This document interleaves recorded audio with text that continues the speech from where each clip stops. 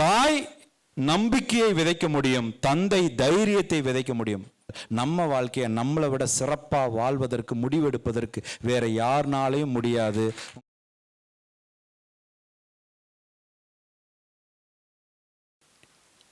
ஒரு கணவன் மனைவி காதலித்து 8 ஆண்டுகள் காதலித்து திருமணம் பண்றாங்க. திருமணமாகி ஒரு 3 ஆண்டு காலம் கழித்து ஒரு நாள் அந்த கணவன் அந்த மனைவியை வீட்டை விட்டு வெளியே தள்ளி கதவை சாத்துறாங்க மிட் நைட்ல. உடனே இந்த செய்தி பெண் வீட்டாரோட காதுகளுக்கு போகிறது. இனிமேல் எல்லாம் நீ குடும்பம் நடத்தக்கூடாது, இவங்களோடலாம் இனிமேல் நீ குடும்பம் நடத்தக்கூடாது, நீ வந்துருன்னு சொல்லி கூட்டிட்டு வந்து டிவோர்ஸ் அப்ளை பண்றாங்க. அது எங்கள் செய்தி எங்களுக்கு வருது. நாங்கள் காம்ப்ரமைஸ் பண்ணுறதுக்காக 2 பேரையும் கூப்பிட்டு பேசுகிறோம். என்ன காரணம், ஏன் நீங்கள் விவாகரத்து அப்ளை பண்ணுறீங்கன்னு கேட்குறோம். அந்த பையன் ஐடியில் ஒர்க் பண்ணுறாரு, ஒரு 3 லட்சம் ரூபா மாதம் சம்பாதிக்கிறார். அந்த பையன் அந்த பொண்ணு ஐடியில் ஒர்க் பண்ணுறாங்க, மாதம் 2 லட்சம் ரூபா சம்பாதிக்கிறான். பணம் பிரச்சனையே இல்லைங்க. அந்த பையன்கிட்ட நாங்கள் ஒரு ஆழமாக கலந்தாய்வு பண்ணும்பொழுது ஆள் மனசில் என்னெல்லாம் எண்ணங்கள் தோண்டி இருக்கிறது, சின்ன வயசில் என்னெல்லாம் எண்ணங்கள் தோன்றியதுன்னு நாங்கள் பரிசோதிக்கும் போது, இந்த குழந்தை 9 வயசுல இருக்கும் பொழுது நீங்கள் அப்பா அம்மா 2 பேரும் வேலைக்கு போகக்கூடிய சூழ்நிலை இருந்துச்சுன்னா குழந்தையை கொண்டு போய் ஸ்கூலில் விட்டுட்டு போயிடுவாங்க. சாயங்காலம் ஸ்கூல் முடிஞ்சு கொஞ்சம் நேரத்தில் வந்தால் ஒன்று பக்கத்து வீட்டுக்காரங்களோ இல்லது தோழியோ நண்பரோ போய் அந்த குழந்தைய பிக்கப் பண்ணிட்டு வந்து அவங்க வீட்டில் 1 மணி நேரம் விளையாண்டுட்டு இருக்கோம். அந்த அம்மா ஆஃபீஸ் முடிஞ்சு வந்து அந்த குழந்தைய அந்த ஸ்கூல் முடிஞ்சு அந்த வீட்டில் இருந்து அந்த குழந்தைய கூட்டிகிட்டு போவாங்க. இந்த மாதிரி ஒரு பழக்கம் இருக்கலாம் சில இடங்களில், அப்பா அம்மா 2 பேரும் வேலைக்கு போகும்போது. அப்படி இந்த பையனை இவங்களுடைய ஒரு உறவினர் போய் கூட்டிட்டு வந்து அவங்க வீட்டில் விளையாட வைக்கிற ஒரு பழக்கம் இருந்திருக்குது. இந்த குழந்தைக்கு 9 வயசு இருக்கும் பொழுது இந்த பையனை அவங்களுடைய உறவினர் இன்னொரு ஆண் செக்ஷுவலி அபியூஸ் பண்ணிடுறார். அந்த ஏஜில் செக்ஷுவலி அபியூஸ் பண்ணிடுறாரு கம்ப்ளீட்டாக. அதுக்கப்புறம் அது முடிஞ்சிருது, அந்த நிகழ்வு அதோட முடிஞ்சிருது. அதுக்கப்புறம் இந்த பையன் அதையும் மறந்துடுறாரு. அப்புறம் வளர்ந்து கல்யாணம் ஆகுது, திருமணம் ஆகுது. ஆனால் மனைவி கூட அந்தரங்க வாழ்க்கைக்குள்ளே போகும்போது இந்த உணர்வு வெளியே வந்து அது ஒரு குற்ற உணர்வு மாதிரி ஏற்பட்டு தன்னுடைய வாழ்க்கையை முழுவதுமாக வாழ்வதற்கு தயார்படுத்த முடியாமல் தன்னுடைய இயலாமையை வெளிப்படுத்துவது எப்படி வெளிப்படுத்துறாருன்னா கோபமாக, வெறுப்பாக வெளிப்படுத்தி மனைவி மீது ஒரு வெறுப்பை முழுவதுமாக வெளிப்படுத்துறனுடைய நிகழ்வு தான் அது. இதை நாங்கள் கண்டுபிடிச்சிட்டோம். இதுதான் உங்கள் ட்ராமாவாக இருக்குது, சைல்டுஹுட் ட்ராமாவாக இருக்குது. முதல்ல இந்த சம்பவத்தினுடைய பதிவுகளிலிருந்து, இந்த எண்ணங்களிலிருந்து நீங்கள் வெளியே வரணும்னு நாங்கள் ஒரு பயிற்சி கொடுத்து அந்த பயிற்சியை முழுவதுமாக நடைமுறைப்படுத்தப்பட்டு அது பழக்கமாக மாற்றி இன்னைக்கு அந்த தம்பதிகள் 2 பேரும் ஒன்றாக சென்னையில் வாழ்ந்துட்டு இருக்காங்க. 2 பேருக்கும் 2 குழந்தைங்க, 2 பெண் குழந்தைங்க. இது ரொம்ப முக்கியமான ஒரு சம்பவம். இன்னொரு சம்பவம், மற்றும் ஒரு சம்பவம், திருப்பூர்ல இருந்து ஒரு பொலிட்டீஷியன். அவர் ஒரு நாள் என்னை சந்திக்க வராரு. சார், இந்த மாதிரி என் பொண்ணு வந்து 3ஆவது வருஷம் காலேஜ் படிச்சுட்டு இருக்கா சார். ஆனால் அவளுக்கு நிறைய கோபம் வருது சார். கோபம் வந்துட்டா கையில் என்ன இருக்குதோ எல்லாத்தையும் தூக்கி வீசி உடைச்சிட்றா சார். இது வரைக்கும் ஒரு 20க்கும் மேற்பட்ட ஃபோனை உடைச்சிருப்பா சார். எல்லாரும் பேய் பிடிச்சிருக்குன்னு சொல்லி என்னை பயமுறுத்திட்டாங்க. நாங்கள் இந்த ஏர்வாடி தர்காவுக்கு கூட்டிகிட்டு போய், நீங்கள் இந்த ஏர்வாடி தர்காவில் என்ன பண்ணுவாங்கன்னா, பேய் பிடிச்சிருக்குன்னு சொன்னால் 1 வாரம் காலில் சங்கிலி போட்டு கட்டி போட்டுருவாங்க. அங்கேயே தங்கணும். 1 வாரம் தங்கினா பிடிச்ச பேய் போயிடும்னு ஒரு நம்பிக்கை இருக்குது. ஆனால் அப்படி கட்டி போட்டு அவருக்கு ஒன்றும் ஆகலை சார். எப்படியாவது என் பொண்ணை எனக்கு மீட்டு கொடுங்க சார் என்னை வந்து அணுகிறார். அப்போ அந்த பொண்ணை அழைச்சிட்டு வர சொல்கிறான். அந்த பொண்ணை பார்க்குறேன் நான். அந்த பொண்ணுனால 1 நிமிஷம் கூட இப்படி கண்ணை மூடி உட்கார முடியல. மைண்ட் அவ்வளோ டிஸ்டர்ப்டாக இருக்காங்க. ஃபைனல் இயர் படிக்கும்போது என்னை மீட் பண்ணுறாங்க. இப்போ நான் பேச ஆரம்பிக்கும் போது அவங்க அப்பா ஓடி வந்து அவங்க அப்பா கேட்குறாரு, சார் என் பொண்ணுக்கு ஏதாவது காதலோ அப்படி ஏதாவது ஒரு எண்ணம் இருந்ததுன்னா கேட்டு சொல்லுங்கள், திருமணம் பண்ணி வச்சிடலாம். என் பொண்ணை இப்படி என்னால் பார்க்க முடியல சார், எனக்கு ரொம்ப வருத்தமாக இருக்குது சார், என் பொண்ணு நல்லா இருக்கணும் சார், கொஞ்சம் கேட்டு சொல்லுங்கள் சார் அப்படிங்கிறார். நான் உடனே அந்த பொண்ணுகிட்ட கேட்குறேன், ஏம்மா ஏதாவது இருந்தால் சொல்லுங்கள், அப்பா வந்து பார்த்து திருமணம் பண்ணிடலான்னு சொல்கிறாங்களே சொல்லுங்கள். உடனே அந்த பொண்ணு சொல்லிச்சு, எனக்கு ஒரு பாய் ஃப்ரெண்ட் இருக்கிறான் அப்படின்னு சொல்லிச்சு. சரி யாருன்னு சொல்லுங்கள், பார்க்க சொல்லலாம், தான் அப்பா சொல்கிறார்ல, தயாராக இருக்கார்ல. 2வது ஒரு பதில் சொல்லிச்சுங்க, என் பாய் ஃப்ரெண்டை நான் பார்த்ததில்லை அப்படின்னு சொல்லிச்சு. உங்களை மாதிரி தான் நானும் ஷாக் ஆனேன். ஆனால் நான் அப்படி ஹேண்டில் பண்ண முடியாதுல்ல. நாம் அவங்களுக்கு பிரச்சனை தீர்க்கிற மனநிலையில் இருக்கும்போது நான் ஒரு சார் சிந்திக்கக்கூடாதுல்ல. 3ஆவதாக ஒரு பதில் சொல்லிச்சு, என்னை தூக்கி வாரி போட்டுச்சு. ஒருவேளை என் தாயும் தந்தையும் பார்க்கிற ஆணை நான் திருமணம் செய்தால் நான் விரும்பிய ஆணோடு இருக்கிற நெருக்கம், அந்யோன்யம் அவரோடு இருக்காது, அதனால நான் அவரை திருமணம் செய்ய மாட்டேன்னு வேற சொல்லுச்சு. ஏமா பார்த்ததே இல்லை, எங்கிருந்துமா நெருக்கம்? ஒரு கேள்வி வருமா இல்லையா? ஆனால் அதுக்கப்புறம் தான் நான் தான் சொன்னேன்ல, நாங்கள் அப்படி பார்க்க முடியாதுன்னு சொல்லும்போது அதை தீவிரமாக போய் உள்ளே போய் அலசி ஆராயும் போது இந்த குழந்தைக்கு 11 வயசு இருக்கும் பொழுது, சின்ன வயசில் பொதுவாக நீங்கள் இந்த ஸ்கூல் படிக்கும்போது ஸ்கூல் லீவ் விட்டால் எல்லாரும் தாத்தா பாட்டி வீட்டுக்கு போவாங்க, ஆனுவல் டே லீவுக்கு, ஆனுவல் எக்ஸாம் லீவுக்கு. அப்படி இந்த குழந்தையும் தாத்தா பாட்டி வீட்டுக்கு போயிருக்கு. அந்த தாத்தா பாட்டி வீட்டுக்கு எழுத்து வீட்டில் ஒரு சொந்தக்காரர் இருப்பான். அந்த வீட்டில் போய் விளையாடுற பழக்கத்தை இந்த குழந்தைங்க வச்சுருப்பாங்க பொதுவாக. அப்படி இந்த குழந்தை போய் எழுத்து வீட்டில் இவங்க சொந்தக்காரங்க வீட்டில் போய் விளையாண்டுட்டு இருந்திருக்கும் போது 11 வயசு இருக்கும்போது அங்கே அவங்களுடைய கசின் சிஸ்டர், அவங்களுடைய ஒரு ஒன்று விட்ட சகோதரி, அந்த சகோதரி இந்த ஃபோனில் தேவையில்லாத ஆபாச வீடியோவை பார்க்கறத இந்த குழந்தையும் 11 வயசில் அது பார்த்துருச்சு. அது பார்த்து அப்படியே மனசில் பதிஞ்சு தன்னுடைய கற்பனையிலேயே ஒரு வாழ்க்கை வாழ்வதாகவும், கற்பனையிலேயே ஒரு ஆண்மகன் வருவதாகவும், கற்பனையிலே விரும்புவதாகவும், கற்பனையிலே குடும்பம் நடத்துறதாகவும் ஒரு காட்சிப்படுத்தி ஒரு வாழ்க்கையை வாழ்ந்துட்டு இருக்குது. முழுசா சந்திரமுகியாக மாறி இருக்கிற உன் மனைவி கங்காவை பார் அப்படின்னு இந்த சந்திரமுகி படத்தில் ரஜினி சொல்லுவார்ல. அதாவது சில குழந்தைங்க சில ஸ்டோரியை காதில் கேட்டாலோ, சில படத்தை பார்த்தாலோ, சில பேப்பரில் படித்தாலோ அந்த கேரக்டராகவே மாறி பர்ஃபார்ம் பண்ணுவாங்க. மல்டிபிள் பர்சனாலிட்டி டிசார்டருங்கிற மாதிரி ஒரு விஷயத்தை உளவியல் சார்ந்து அதை சொல்லுவாங்க. இப்போ இந்த குழந்தை ஒரு விஷயத்தை கண்ணில் பார்க்கும்போது அது பழக்கமாக தூண்டுவதற்கு ஏற்படுவது எதை ஏற்படுத்துது? ஜெனடிக் மெமரி, சுபாவம். அப்போ அந்த சுபாவத்தினால இப்படி ஒரு கற்பனையில் வாழ்ந்துட்டு இருக்கு. இதை சைக்காட்ரிஸ்ட்னாலையும் கண்டுபிடிக்க முடியல, சைக்காலஜிஸ்ட்னாலையும் கண்டுபிடிக்க முடியல. நாங்கள் சில பரிசோதனை செய்வதன் மூலியமாக ஆள் மனதிலிருந்து கேள்விகளை கேட்டு அவங்ககிட்ட இருந்து கருத்துக்களை உள்வாங்கி நாங்கள் அதை கண்டுபிடிச்சிட்டோம். அதுக்கப்புறம் அதுலேருந்து எப்படி அந்த எண்ணங்களிலிருந்து வெளிவருவது எப்படி அப்படிங்கிறதுக்கு பயிற்சி கொடுத்து இன்னைக்கு அந்த பெண் குழந்தை யூஜி படித்து ஃபைனல் இயரில் எங்களை மீட் பண்ணாங்க. இன்னைக்கு பிஜி 2 வருஷம் படித்தாச்சு, கல்யாணத்துக்கு தயாராக இருக்குது. வெகு விரைவாக அந்த குழந்தைக்கு திருமணம். இன்னைக்கு எந்த வித குழப்பமும் இல்லை. அப்பா அம்மா பேச்சை கேட்டு ரொம்ப ஆனந்தமாக பேரின்பத்தோடு வாழ்ந்துட்டு இருக்கு திருப்பூரில். 3வது ரொம்ப முக்கியமான விஷயம், வடவள்ளியில், கோயம்புத்தூரில் வடவள்ளியில் நடந்த சம்பவம். ஒரு கணவன் மனைவி திருமணமாகி 2.5 ஆண்டுகள் ஆகிறது. அந்த தம்பதிக்கு 1.5 வயதில் ஒரு குழந்தை இருக்கிறது. ஒரு நாள் என்ன பண்ணுறாங்க, இந்த கணவன் வேலைக்கு கிளம்புறாரு. மனைவி என்ன சொல்கிறாங்க, இன்றைக்கி நீங்கள் வேலைக்கு போகக்கூடாது அப்படின்னு சொல்கிறாங்க. கணவன் சொல்கிறார், நான் ரொம்ப முக்கியமான ரோலில் இருக்கிறேன், நான் தான் போகணும், நான் தான் வேலைக்கு போகணும். அதெல்லாம் முடியாது, நான் சொன்னால் கேளுங்க, நீங்கள் வேலைக்கு போகக்கூடாது. இல்லை நான் பர்மிஷனாவது போட்டு வந்துடுறேன்னு சொல்லி கிளம்பும்போது இந்த மனைவி என்ன பண்ணுறாங்க, என் பேச்சை மீறி நீங்கள் வேலைக்கு போனால் இந்த குழந்தைய அப்படியே தூக்கிட்டு போய் நான் பால்கனிலேருந்து கீழே போட்டுருவேன் அப்படின்னு மிரட்டுது. இந்த பையனுக்கு தூக்கி வாரி போட்டுருச்சு. என்னடா ஒரு பெத்த குழந்தைய பெத்த பாசம் கூட இல்லாமல் ஒரு தாய் பால்கனிலேருந்து கீழே போடுறான்னு சொல்கிறாள். இனிமேலெல்லாம் இவ கூட குடும்பம் நடத்த முடியாது, இனிமேலெல்லாம் இந்த வாழ்க்கை எனக்கு வேண்டாம், பஞ்சாயத்து கூட்டு டிவோர்ஸ் அப்ளை பண்ணுன்னு சொல்ல டிவோர்ஸ் அப்ளை பண்ண அந்த செய்தி எங்களுக்கு வருது. நாங்கள் 2 பேரையும் கூப்பிட்டு பேசுகிறோம். இப்போ பிரச்சனை பையன்கிட்ட இருக்கா பொண்ணுகிட்ட இருக்கான்னு பார்க்குறோம். பிரச்சனை பையன்கிட்டையும் இல்லை பொண்ணுக்கிட்டையும் இல்லை. பிரச்சனை எங்கே இருக்குன்னா பொண்ணோடைய அப்பா அம்மா கிட்ட இருக்குங்கிறத கண்டுபிடிச்சிட்டோம். எப்படி அப்படின்னு பார்க்கும்பொழுது இந்த குழந்தைக்கு ஒரு 11 வயசு இருக்கும்போது, இந்த பெண்ணுக்கு பெண் குழந்தைக்கு 11 வயசு இருக்கும்போது இவங்க தாத்தா இறந்ததுக்கு திதி கொடுக்கறதுக்காக ஒரு இடத்துக்கு போகிறாங்க. அங்கே ஒரு வாழை இலையில் அந்த சாப்பாட்டை பிண்டம் மாதிரி வச்சு திதி கொடுக்கறதுக்காக இவங்க அண்ணன், இந்த பெண் குழந்தையோட அண்ணன் திதி கொடுக்கறதுக்காக அந்த இலையை எடுத்துகிட்டு போய் திதி கொடுக்கறதுக்காக இறங்கும்போது அந்த தண்ணியில் அவர் வலிக்கு விழுந்து அவருடைய உயிர் அங்கேயே போகுது. இந்த அப்பா அம்மா கண்ணு முன்னாடியே பையனுடைய உயிர் போகுது. அப்பா அம்மாவுக்கு ஒரு குற்ற உணர்வு, நம்ம பெத்த குழந்தைய நம்மளால் காப்பாற்ற முடியலையே அப்படின்னு ஒரு குற்ற உணர்வு. பையன் இறந்துட்டான், மனம் உடைஞ்சு போகிறாங்க. இப்போ ஒட்டுமொத்த பாசமும் பெண் மீது திரும்புகிறது. பையன் இருந்தும் போயிட்டான், ஒரே ஒரு பெண் குழந்தை தான் சொல்லி ஒட்டுமொத்த பாசமும் பெண் குழந்தை மீது திரும்புகிறது.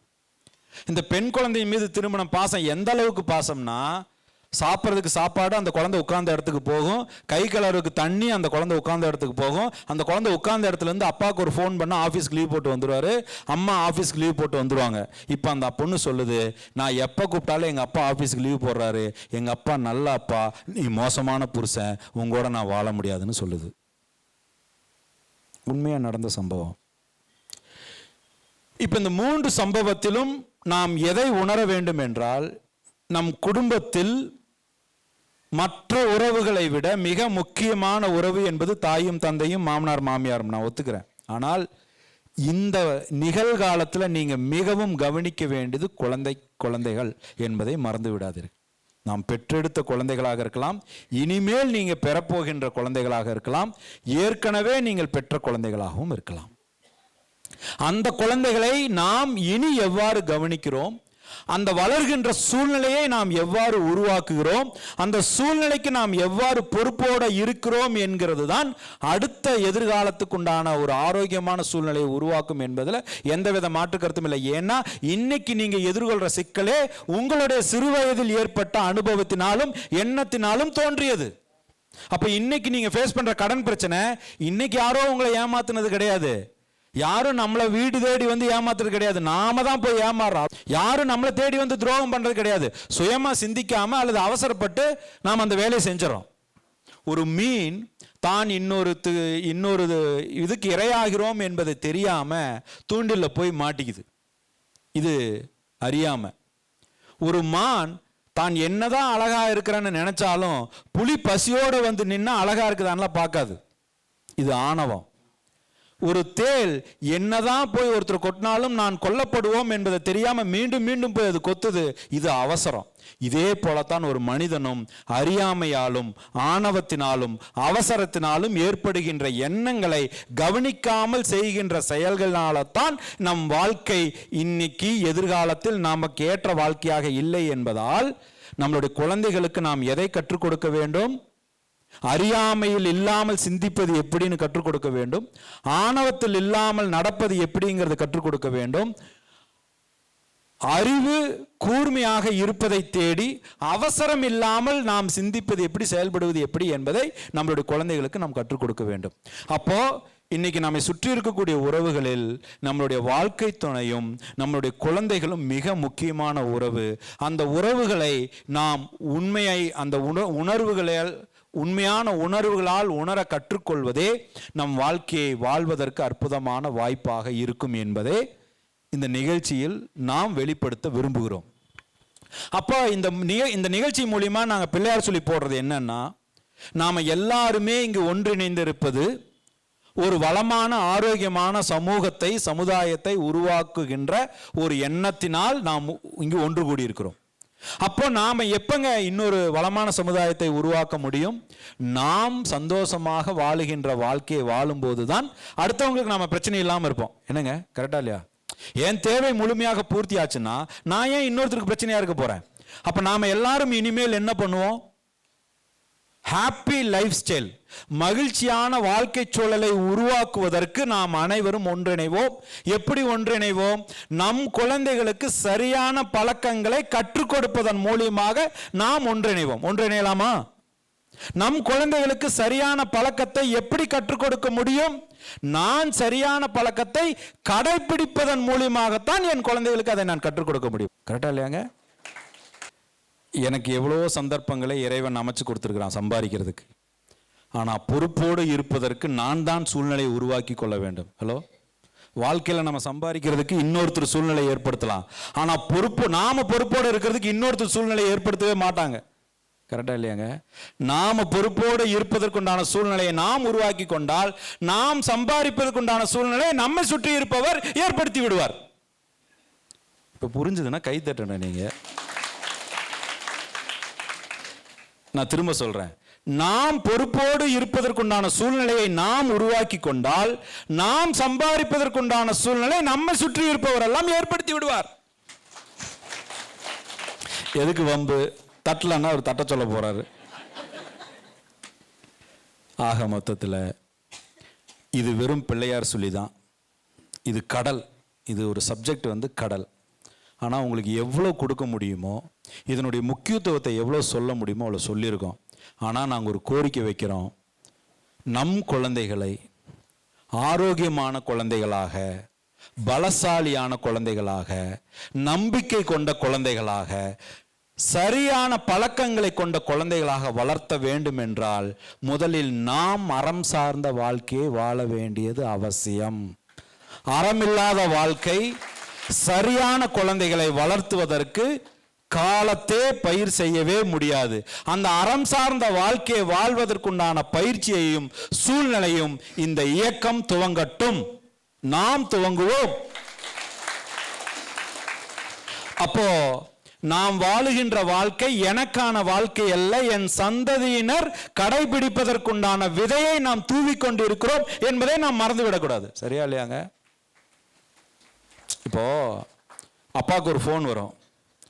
அப்பா சொல்லுவார், இந்த நான் சிக்னல் பக்கம் வந்துட்டேன் அப்படிம்பாரு. சட்டை கூட போட்டிருக்க மாட்டாரு. பையன் பாப்பான், ஓ இப்படியும் போய் சொல்லலாம் போல இருக்குடா டேய். என்னங்க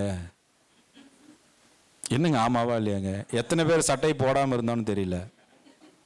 ஒரு புகழ்பெற்ற ஒரு நடிகர், அவர் நடிகருடைய பையன், 2 பசங்க, ஒரு மூத்த பையன் தாத்தா பாக்கெட்லேருந்து பணம் திருடிட்டான். தாத்தா போட்டு அடின்னு அடிச்சிட்டாரு. என்னை பார்க்கறக்கு அவர் கூட்டிகிட்டு வராரு. புகழ்பெற்ற ஒரு நடிகர், பேர் சொல்ல முடியல என்னால். அழைச்சிட்டு வந்து, குருஜி இந்த மாதிரி பண்ணிட்டான், அப்பா அடிச்சிட்டாரு, நான் தடுக்க முடியல அப்படின்னு அவர் சொல்கிறாரு. நான் அந்த பையன்கிட்ட பேசி ஒரு 2 மணி நேரம் நான் பேசினேன். அதுக்கப்புறம் நான் அந்த பையனுடைய அப்பாவை கூப்பிட்டு சொன்னேன், பையன் திருடல அப்படின்னு நான் சொன்னேன். இல்லை குருஜி, நாங்கள் பார்த்தோமே, சிசிடிவி பார்த்தோமே, அவன் பணம் எடுத்தானே, அவன் திருடி இருக்கானே. அவன் பணம் எடுத்தது உண்மை, ஆனால் அவன் திருடவில்லை அப்படின்னு நான் சொன்னேன். அவருக்கு புரியல. என்ன குருஜி சொல்றீங்க? அவன் திருடவில்லை, உரிமையை செயல்படுத்தினான் அப்படின்னு நான் சொன்னேன். எங்க அப்பா கிட்ட, எங்க தாத்தா கிட்ட இருக்கிற ஒரு பொருள் என்னுடையது என்கிற உரிமையை அவன் அவனுக்கு தெரிந்த மாதிரி அவன் வெளிப்படுத்தினான். ஹலோ, நான் சொல்றது புரியுதா உங்களுக்கு? இந்த ரொம்ப சொத்து இருக்கிற இடத்துல, ரொம்ப இருக்கிற இடத்துல நீங்க நல்லா கவனிச்சு பார்த்தீங்கன்னா, என்ன தங்கம்னு நிறைய கொடுப்பாங்க. ஆனால் அதை அவன் எடுக்கிற மாதிரி எடுத்தா தப்புன்னு சொல்லுவாங்க. நீங்க எப்படி கொடுக்குறீங்களோ அப்படி வாங்கினாதான் கரெக்ட். அவன் எப்படி எடுக்கிறான்னு அப்படி எடுத்தா தப்பு. அப்போ அவன் உரிமையைத்தான் எடுத்தான், ஆனால் அவனுக்கு தெரிந்த மாதிரி எடுத்தான். அது உங்க லாங்குவேஜ்ல திருத்து, அவன் லாங்குவேஜ்ல அது உரிமை. சரி, அதை ஏன் அவன் செய்தான்னு சொல்லி பார்க்கும் பொழுது வேற ஒன்றும் இல்லை. அவங்க அம்மா டிவோர்ஸ் அப்ளை பண்ணி தனியாக பிரிஞ்சிருக்கிறாங்க. இந்த பையனுக்கு அம்மாங்கிற ஒரு ஏக்கம் அதிகமாகி, இந்த ஏக்கத்தை பூர்த்தி செய்கின்ற ஒரே உறவு தாய் தான். தாய் நம்பிக்கையை விதைக்க முடியும், தந்தை தைரியத்தை விதைக்க முடியும். அப்ப தாய் வெறும் தாயாக இல்லை, நம்பிக்கையை விதைக்கின்ற உறவாக இருக்கிறார் என்பதை நாம் உணர்த்துகிறோமா அல்லது நாம் உணர்ந்திருக்கிறோமா? தந்தை தைரியத்தை விதைக்கின்ற உறவாக இருக்கிறோம் என்பதை உணர்ந்திருக்கிறோமா அல்லது நாம் உணர்த்துவதற்கு நாம் என்றால் வெளிப்படுத்தி இருக்கிறோமா? ரெண்டுமே இல்லையே.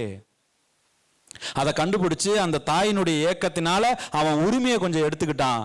அது திருட்டு இல்லை, முதல்ல அது உரிமை. அவனுக்கு அந்த தாய்ங்கிற ஏக்கத்தை பூர்த்தி பண்ணுங்க. அவன் பணத்தை கேட்கல, பணத்தை எடுக்கல, அந்த உரிமை தான் அவன் வெளிப்படுத்தி இருக்கிறான்னு சொன்னேன். இது அவங்க புரிஞ்சுக்கிறதுக்கு கொஞ்சம் கஷ்டமா இருந்தது, ஆனால் அதுதான் உண்மை. அதை சரி செய்தார்கள். இப்போ அந்த பையன் சரியாயிட்டான், ஒரு படத்தில் நடிக்க போறான். இந்த மாதிரி ஒரு ஸ்கூல்ல நடந்த சம்பவம். நான் ஒரு தடவை வெளியே போயிட்டு வந்துட்டு இருக்கும்போது ஒரு பிரின்சிபல், அங்கேருந்து நாங்கள் அங்கே எம்ஓஇ சைன் பண்ணி அந்த ஸ்கூலில் குழந்தைகளுக்கு வாழ்வியல் பயிற்சி சொல்லி கொடுத்துட்ருக்கோம். திடீர்னு ஒரு பதட்டமான ஒரு சூழ்நிலை, அந்த பிரின்சிபல் கூப்பிட்றாங்க. சார் எங்கே இருக்கீங்க, உடனே பார்க்கணும் அப்படின்னு. என்ன மேடம் ஆச்சு, என்ன? இல்லை, ஒரு பையன் +1 படிக்கிறான். இப்போ அந்த பையனுக்கு ரத்தம் ரொம்ப பிடிச்சிருக்குங்கிறான், கொலை பண்ணணுங்கிறான், கத்தி வேணுங்கிறான். உண்மையா நடந்த சம்பவங்க, உண்மையா. அந்த பிரின்சிபலுக்கு என்ன பண்ணுறதுன்னு தெரியல. சார் நீங்கள் எங்கே இருக்கீங்க, நான் உடனே அந்த பையனை அனுப்புகிறேன். ஒன்றும் இல்லை, ஒன்றும் பயப்படாதீங்க, காலை கட் பண்ணிட்டு வீடியோ காலில் வாங்க, அந்த பையனை நேராக என்கிட்ட பேச வைங்கன்னு சொன்னேன். வீடியோ காலில் வந்தாங்க. அந்த பையன்கிட்ட நான் வீடியோ காலில் பேசினேன், ஸ்டடி பண்ணேன். ஒன்றும் இல்லை, அவங்க அப்பா அம்மா இவனுக்கு நேரத்தை ஒதுக்குவதற்கு எதையுமே கொடுக்காம வெறும் மறுப்பை மட்டுமே கொடுத்து, இவன் அவனுடைய தாயும் தந்தையிடம் வெறுப்பை அதிகமாக விதைத்திருக்கிறான். எனக்கு ஒருத்தருக்கு என்ன பேசுறதுக்கு ஆள் இல்லை, நான் சொல்றதை கேட்கறதுக்கு ஆள் இல்லைங்கிற ஒரு வெறுப்பு கண்மமாக வன்மமாக மாறிடுச்சு. அதை வெளிப்படுத்துவதற்கு எனக்கு வேணுங்கிறத நான் செய்யறதுக்கு என்ன வேணா பண்ணலாம் அப்படிங்கிற ஒரு சூழ்நிலைக்கு அவங்க தள்ளப்பட்டிருக்கிறான். நாம் நம் குழந்தையிடம் இருந்து விலகி இருக்கிற ஒவ்வொரு கணமும் யாரோ ஒருவர் அவனிடம் நெருங்கி கொண்டு இருக்கிறார் என்பதை மறந்து விடாதீர்கள். நான் என் வாழ்க்கை துணையிடம் இருந்து விலகுகின்ற ஒவ்வொரு நிமிடமும் யாரோ ஒருவர் என் வாழ்க்கை துணையிடம் நெருங்கிக் கொண்டிருக்கிறார் என்பதையும் மறந்துவிடக்கூடாது. அப்ப என் உறவிலிருந்து நான் என்ன பெற முடியும் என்கிற எண்ணத்தை கொஞ்சம் மாற்றி என் உறவுக்கு நான் என்ன கொடுக்க முடியும் என்று சிந்தித்தால் நாம் புத்திசாலி. ஒரு புத்திசாலியும் முட்டாளும் ஒன்னா இருந்தா யாருக்குங்க பிரச்சனை? புத்திசாலிக்கா முட்டாளுக்கா?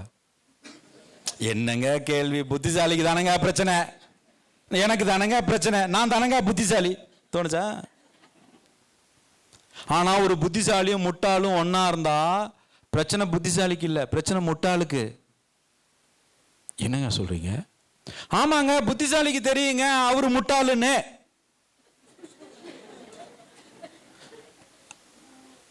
கண்ணு கொஞ்சம் திரும்ப சொல்ல. புத்திசாலியும் முட்டாளும் ஒன்னா இருந்தா யாருக்குங்க பிரச்சனை?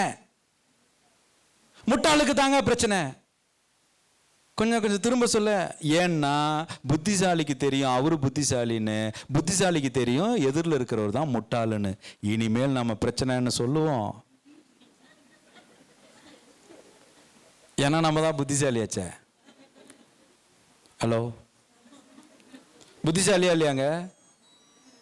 அப்போ நம்மோடு இருக்கிற உறவுகளை முழுமையாக உணர்கின்ற வாய்ப்பை, உள்ளுணர்வை கவனிப்பதன் மூலமாக நாம் ஏற்படுத்திக் கொள்ளலாம். அந்த உள்ளுணர்வை கவனிப்பதற்கு நமக்கு என்ன பழக்கம் தேவை, நம் குழந்தைகளுக்கு என்ன பழக்கம் தேவைன்னா ஒன்னே ஒண்ணுதான். அந்த பழக்கத்தை சரி செய்வதற்கு ஒன்னே ஒன்று பண்ணீங்கன்னா போதும். இதுவரை நீங்கள் என்ன காலை வேளையில் எழுந்து கொண்டு இருக்கிறீர்களோ அதுலேருந்து ஒரு அரை மணி நேரம் முன்னாடி எந்திரிங்க போதும். 6 மணிக்கு எந்திரிக்கிறீங்களா, 5 மணிக்கு இனிமேல் எந்திரிங்க. உங்கள் குழந்தைகளுக்கும் அதை சொல்லிக் கொடுங்க. 5:30 மணிக்கு எந்திரிக்கிறீங்களா, 5 மணிக்கு எந்திரிங்க. உங்கள் குழந்தைகளுக்கும் அதை சொல்லிக் கொடுங்க. 5 மணிக்கு எந்திரிக்கிறீங்களா, 4:30 மணிக்கு எந்திரிங்க. 4:30 மணிக்கு எந்திரிக்கிறீங்களா, 4 மணிக்கு எந்திரிங்க. 4 மணிக்கு எந்திரிக்கிறீங்களா, 3:30 மணிக்கு எந்திரிங்க. என்னோட வேக்கப் டைம் என்னவா இருக்கும் சொல்லுங்க பார்ப்போம். நான் என்ன டைம் எந்திரிக்கிறதா இருப்போம்? 2:50. சார் அர்த்தராத்திரியில் எந்திரிச்சு என்ன சார் பண்ணுவீங்க? இந்த டாக்டர் படத்தில் கேட்பாங்களா, இந்நேரத்துக்கு எந்திரிச்சு என்ன பண்ணுவீங்க, வீடு வீடா பால் போடுவீங்களா அப்படின்னு கேட்கக்கூடாது. சார் ஏன் எந்திரிக்கிற டைம் உங்க லிஸ்ட்லயே வரலையே, நீங்க 6 மணிக்கு தான் ஆரம்பிச்சீங்க. நான் 6 மணிக்கு மேலே எழுந்திருப்பவர்களை பற்றி சிந்திப்பதே இல்லை. 6 மணிக்கு முன்னாடி எந்திரிச்சிருங்க தயவு செஞ்சு. ஹலோ, குழந்தைகளும் 6 மணிக்கு முன்னாடி எந்திரிக்க வச்சிருங்க. ஆனால் 6 மணிலேருந்து கொஞ்சம் முன்னாடி போனீங்கன்னா ரொம்ப நல்லது. ஒரு 5:30 மணி வரைக்கும் ஓகே, டாலரன்ஸ். 5:30 மணிக்கு மேலே போனால் நம்மளுடைய டோபமைன் சுரக்கிறது குறையிறது, ஆல்ஃபா மைண்டில் சிந்திக்கிறது குறையிறது. இது ரெண்டும் குறைஞ்சதுன்னா நமக்கு நிதானத்தை இழப்போம். நிதானத்தை இழந்துச்சுன்னா முடிவெடுக்க முடியாது. முடிவெடுக்க முடியலன்னா நினைச்ச காரியம் நடக்காது. அதுவே சரியான நேரத்தில் எந்திரிச்சு உங்களுடைய பழக்கத்தை சரி பண்ணீங்கன்னா உங்களுடைய சிந்தனை மேம்படும். சிந்தனை மேம்பட்டால் செயலில் வீரியம் கூடும். செயலில் வீரியம் கூடினால் எடுத்த முடிவு தெளிவாக இருக்கும். முடிவு தெளிவாக இருந்தால் நினைத்த காரியம் நடக்கும். அப்ப நம்ம வாழ்க்கை நம்ம கையிலன்னு சொல்றது நம்மளுடைய முடிவெடுக்கும் திறனை குறிப்பிட்டது.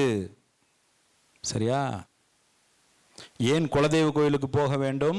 இந்த சுபாவங்களிலிருந்து நீங்கள் கவனமாகவும் விழிப்போடும் இருப்பதற்கு உங்களுடைய சொந்தக்காரங்களெல்லாம் தெரிஞ்சுக்கணும். யார் யார் என்னென்ன சுபாவத்தில் இருந்தா இதெல்லாம் எனக்கு வருண்டாப்பா, நான் கொஞ்சம் கவனமா இருக்கணும்ப்பா அப்படின்னு தெரிஞ்சுக்கணும். சார் இது தெரியாம நான் வெறும் புரட்டாசிக்கு மட்டும் போறேனே சார், வெறும் பௌர்ணமிக்கு மட்டும் போறேனே சார். ஒன்றை புரிந்து கொள்ளுங்கள். உங்க கேள்விக்கு போறேன் நான். எந்த ஒரு சூழ்நிலையிலும் உறவுகளை ஒருபோதும் வெறுப்பை ஏற்படுத்தி கொள்ளாதீர்கள். நீங்க உங்க நிலையில தயாரா இருந்துருங்க, தெளிவா இருந்துருங்க. அவர்கள் என்னவா வேணாலும் இருந்துட்டு போட்டோம். சரிங்களா? ஸோ மகிழ்ச்சி. இந்த வாய்ப்புக்கு ரொம்ப நன்றி, ரொம்ப சந்தோஷம்.